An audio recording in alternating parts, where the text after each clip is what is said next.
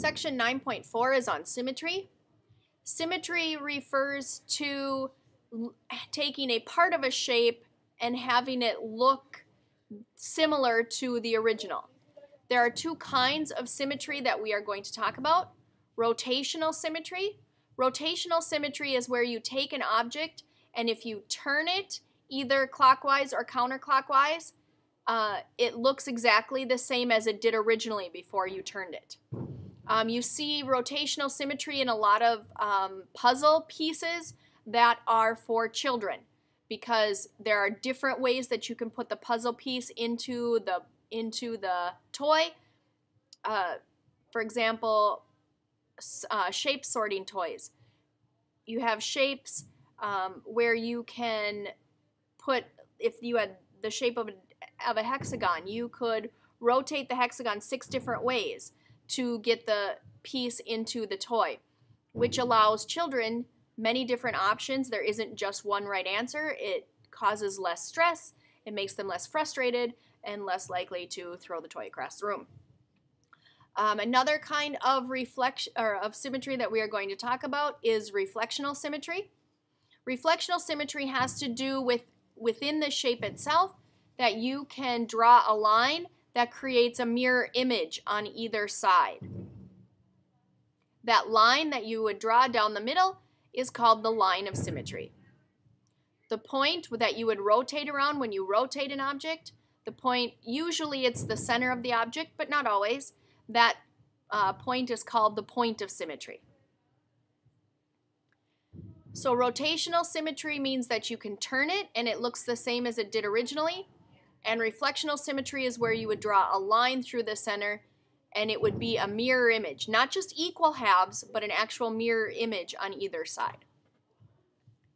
So looking at these figures, I'm going to ask you to describe the symmetry, whether it's rotational symmetry or whether it's line symmetry. If it's rotational symmetry, it depends how many different ways that you can rotate it. For example, a square, if you had a square, you could rotate it 4 different times.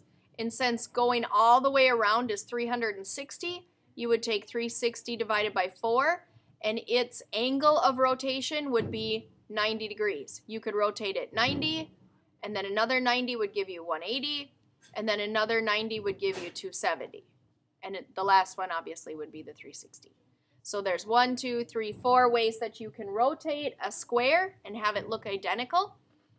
So therefore we say it has rotation symmetry, and its angles of symmetry, or its angle of rotation would be 98, 180, 270, and 360. So looking at these shapes, a star. A star has rotation symmetry because I can turn the star so that that point goes there, and then it could go there, and then it could go there, and then it could go there, and then it could go there. So it can rotate 5 times. So I would take 360 divided by 5, and I would get 72 degrees. That means that every time I rotate 72 degrees, I get another rotation piece. I say this has 5-fold rotation because it means it can be rotated 5 times, and then I would simply count 72, 144, and I'd add 72 each time, and that would get me to 360. Does the star have reflection symmetry? Yes, it does. And if it has reflection symmetry, then you look at how many different lines you can draw to create mirror images. In this case, I could draw 1 through each point of the star. That would give me 5 lines of reflection symmetry.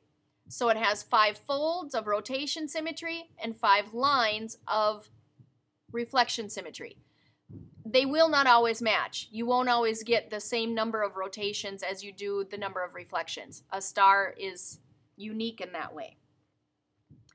This baby rattle has no rotation symmetry. There's no way that you can rotate it and have it look the same as it does originally. It does have a line of reflection, so we would say this one has no rotation symmetry, and we would say it has one line of symmetry. And so we could draw the line right down the middle or close to the middle, and it would give you a mirror image on each side. Hexagons have rotation symmetry. If I started at this corner, I could move it 1, 2, 3, 4, 5, 6 ways. So I say it has 6-fold rotation. I would take 360 divided by 6. So each one of my rotations would be a 60-degree rotation. 60 degrees gets me here, to here, to here, to here, to here, and back up. And then for reflections, you have to draw lines that would create mirror images. There's one through this pair of corners, one through this pair of corners, and one through this pair of corners. So that's 3. And then there's one through the middle of each side. So we would say that it has 6-fold rotation. It also has 6 lines of rotation symmetry. Again, these match like the star did. That's not always true. As in the case with the rattle, you can see that this one had no rotation, but it did have lines. The arrow has no rotation symmetry. There's no way that you can turn it and have it look the same. It does have one vertical line of symmetry. You could draw a line right through the middle, and that would give you a mirror image on each side. So it has no rotation. It has one line of reflection. The $sign, this $sign has rotation symmetry. This point would have to go all the way to here, though, so that means that it's only 2. You could go one way to here and then one way back up. That's only 2, so 360 divided by 2 is 180, so we say this has 2-fold rotation. It's sometimes also called point symmetry. This is a special kind of symmetry in which if it is 180 degrees, in other words, it only looks the same upside down as it does right side up, we sometimes say that that has point symmetry. So this one has 180 degrees of rotation, so we say it has point symmetry. As far as lines of reflection, there's no way to draw a line through the $sign to create mirror images, so it has no reflection.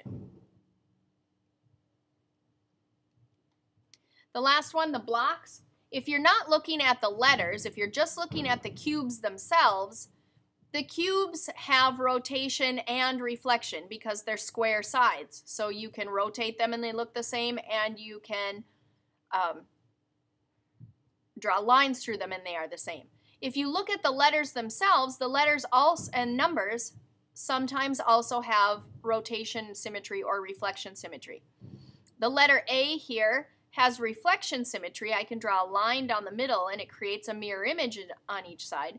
I cannot rotate it. It does not look the same at any other angle than it does right side up. The X has reflection symmetry because I can draw lines vertically and horizontally that give me mirror images. It also has rotation symmetry. I can rotate the X down to here, so it would be only 2 ways. If it's longer, it appears to be longer. 2 ways, so that would mean it rotates 180 degrees, which means it has point symmetry. The number 1 here doesn't have any symmetry, no lines of reflection cut it in half, and no amount of degrees would rotate it. And the number 2 also does not have any lines of symmetry. The C has 1 line of symmetry horizontally. The B has nothing. Okay. That concludes our lesson on symmetry, both reflection and rotation. Here are the homework assignments for each of the classes.